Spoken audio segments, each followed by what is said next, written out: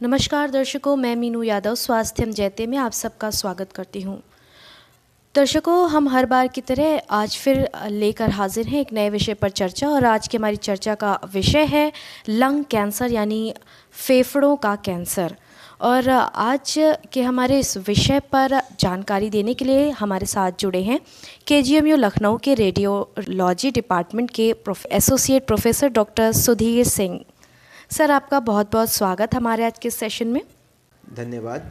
सबसे पहले स्वास्थ्यम जेते के सभी श्रोताओं को किंग जॉर्ज चिकित्सा विश्वविद्यालय रेडियोथेरेपी डिपार्टमेंट के डॉक्टर सुधीर सिंह की तरफ से प्यार भरा नमस्कार।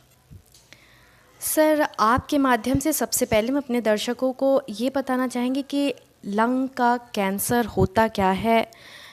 देखिए मीनू जी, जैसा सभी श्रोता सुन रहे हैं, लंग अर्थात फेफड़ा। हमारे शरीर में जो फेफड़े होते हैं वो दो होते हैं, दाएं और बाएं। और जिसमें दायां फेफड़ा या दायां लंग जो होता है वो अपेक्षाकृत बाएं की अपेक्षा थोड़ा बड़ा होता है। तो जो फेफड़े का कैंसर है, लंग में होने वाला कैंसर फेफड़े का या लंग का कैंसर कहलाता है। सर, लंग कैंसर के फर्स्ट साइन की अगर हम बात करें तो आप उसके बारे में क्या बताना चाहेंगे? मैं बिल्कुल बताना चाहूँगा कि सबसे ज़्यादा जो एक कॉमन सिम्टम है, एक जो सबसे ही मेन सिम्टम्स है, वो है कफ़। और ये यूजुअली जनरली चाहे वो खांसी जुकाम हो सिंपल सा, या वो एक सामान्य वायरल हो या बैक्टीरियल इन्फेक्शन हो, यूजुअली सबको खांसी की समस्या अमूमन तौर पर रहती है। तो खांसी और खांसी के साथ में खांसी में खून आना, जिसको हिमोप्टिसिस भी बोलते हैं, तो हिमोप्टिसिस या खांसी आना लंग कैंसर का एक सबसे पहला लक्षण है। और सबसे बड़ी बात जो इसमें यह होती है कि कुछ इसमें लंग कैंसर जो होते हैं ये अलग अलग वैरायटी के होते हैं। जो इसमें मुख्यतः हम जो बांटते हैं लंग कैंसर को, वो अपनी सहूलियत के हिसाब से, जो बीमारी का एग्रेशन है उसके हिसाब से हम दो तरीके से बांट लेते हैं, स्मॉल सेल और non small cell lung cancer. लेकिन दोनों ही तरीके के कैंसर में खांसी होना और खांसी के साथ में खून का आना इसके लक्षण हैं। सर, जैसा कि आपने बताया इसके लक्षणों के बारे में, तो इसके क्या कारण हैं? देखिए, जहाँ तक मैं आपके इस सवाल को समझ पा रहा हूँ तो मैं उसको लंग कैंसर के कारणों से ले लेता हूँ, ना जी। कि खांसी या खांसी में खून आने से। तो जो सबसे पहले इसके जो लक्षण हैं, अगर हम उसकी विस्तृत रूप से चर्चा करें तो सबसे पहले जैसे मैंने आपको बताया, खांसी, खांसी में खून का आना, थकावट हो जाना, सांस का फूलना, और साथ ही साथ कभी कभी गले की नसें फूल जाती हैं, चेहरे पे सूजन आ जाती है। और इसके अलावा जो होती हैं, आपको चलने फिरने में समस्या होती है, वज़न कम हो जाता है। और यदि लंग कैंसर, क्योंकि ये एक फैलने वाली बीमारी है, ये शरीर के विभिन्न हिस्सों में फैल जाती है, पहुंच जाती है, तो जिन हिस्सों में पहुंच जाती है फिर उसके हिसाब से इसके लक्षण आ जाते हैं। जैसे दिमाग में अगर पहुंचेगी तो मूर्छा का आ जाना, किसी भी तरीके से उल्टी होना, सिर में दर्द होना, या सिर में भारीपन का एहसास हो जाना, झटके का आना, ये सब दिमाग के, इसके अगर दिमाग में फैल जाएगा तो उसके लक्षण होते हैं। इसके अलावा लंग कैंसर हड्डियों में बहुत फैलता है, तो किसी भी तरीके से किसी भी हड्डी का टूट जाना एक इसका सिम्टम्स हो सकता है, एक साइन हो सकता है जिसके साथ में लंग कैंसर यूजुअली प्रेजेंट होता है। लंग कैंसर दूसरे लंग को भी बहुत जल्दी ही अफेक्ट करता है, तो एक फेफड़े से दूसरे फेफड़े में बहुत जल्दी पहुंचता है। शरीर की कुछ ग्लैंड्स हैं, जैसे कि आपके गुर्दे के अर्थात किडनी के ऊपर एक सुप्रारीनल ग्लैंड, या जिसे हम एड्रिनल ग्लैंड कहते हैं, एड्रिनल ग्लैंड भी होती है। तो अगर उसमें पहुंच जाता है तो इसमें हाइपोनेट्रीमिया अर्थात इलेक्ट्रोलाइट इम्बैलेंस के साथ में ये प्रेजेंट हो सकता है।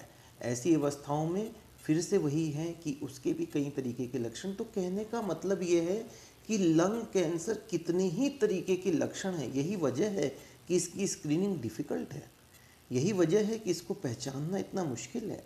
लेकिन मुख्यतः जो हमने बताया है कि खांसी और खांसी के साथ खून का आना, तो इसके मुख्य लक्षण हो गए।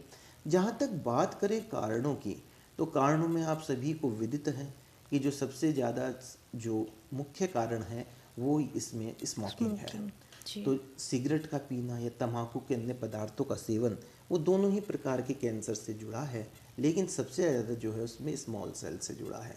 इसके अलावा कुछ लोग बाग जो अलग अलग इंडस्ट्रीज़ में काम करते हैं, चिमनी की इंडस्ट्रीज़ में काम करते हैं, ऑयल इंडस्ट्रीज़ में काम कर सकते हैं। कुछ लोग बाग जो माइनिंग में काम करते हैं, एस्बेस्टस के प्रोडक्ट्स होते हैं, एस्बेस्टस की इंडस्ट्रीज़ में काम कर सकते हैं, धुएं में काम करते हैं, ऑटोमोबाइल की इंडस्ट्रीज़ हैं, कोयले की खानें हैं।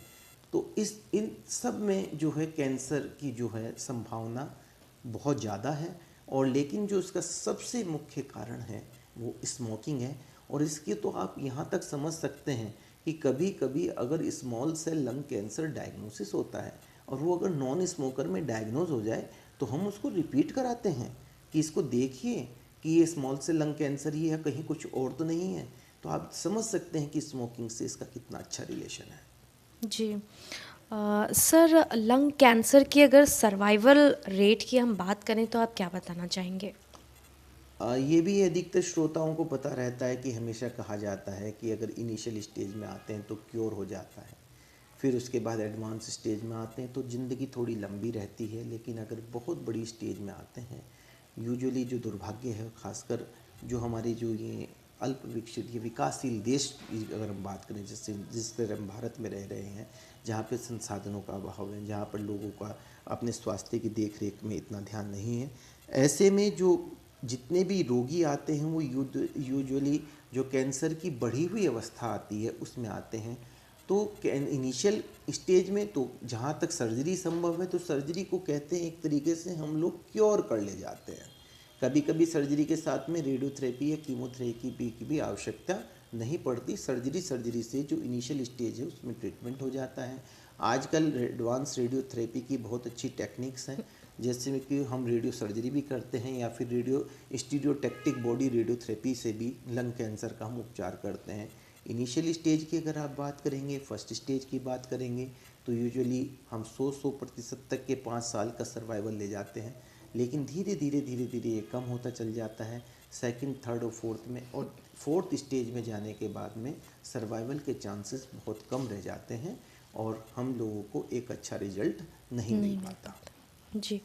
सर, आपने हमारे साथ इतनी अहम जानकारी साझा की, इसके लिए आपका बहुत बहुत धन्यवाद। आज की हम अपनी चर्चा को यहीं विराम देते हैं। मिलेंगे हमारी अगली वीडियो में स्वास्थ्य संबंधी नई जानकारियों के साथ। तब तक के लिए नमस्कार। धन्यवाद।